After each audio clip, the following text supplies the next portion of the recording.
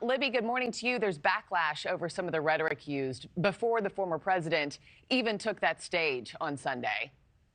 Hey, good morning, Markie. Yeah, you would have thought this morning we'd be talking about maybe former First Lady Melania making a surprise appearance last night, or Trump making a new policy proposal at last night's rally in Madison Square Garden. But instead, we're talking about something entirely different, a comedian who made jokes long before Trump even took the stage. Let's listen.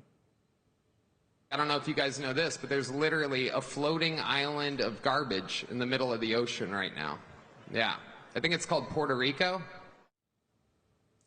That comedian, Kill Tony, also known, his real name is Tony Hinchcliffe, also made jokes at the expense of Latinos and Black Americans, two demographics that really are key for the former president to win the White House.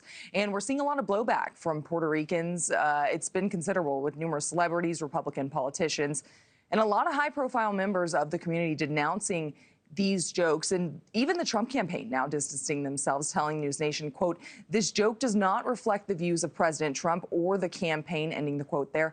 A source also tells me that these remarks weren't pre-approved by the campaign. Markie? Yeah, I'm curious what they thought they might gain from having him there. I'll ask the Trump spokeswoman that here in just a little bit on the show. Libby, today the former president heads down to Atlanta for a pair of events. What's his message in that battleground state? Well, Markie, Trump is set to speak to pastors at the National Faith Summit before a rally at Georgia Tech University today. He's expected to focus on his economic plan. These speeches coming after his running mate J.D. Vance held his own rally in Atlanta Saturday, where he honed in on the economy as well, a focus for the Trump campaign.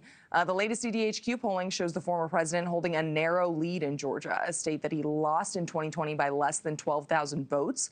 Democrats haven't won the state in back-to-back elections since Jimmy Carter did in 1976 and 1980. So it's the second time in a week former President Trump is rallying in Georgia.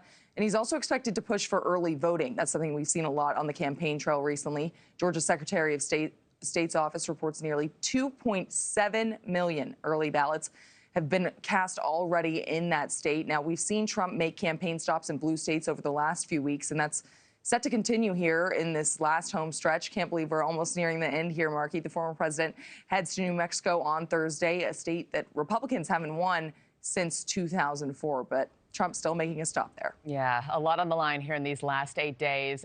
Libby, thank you so much. Thanks for watching, everybody. Go to joinnn.com to find NewsNation on your television provider. Also, don't forget to click that red subscribe button below to get more of NewsNation's fact-driven, unbiased coverage.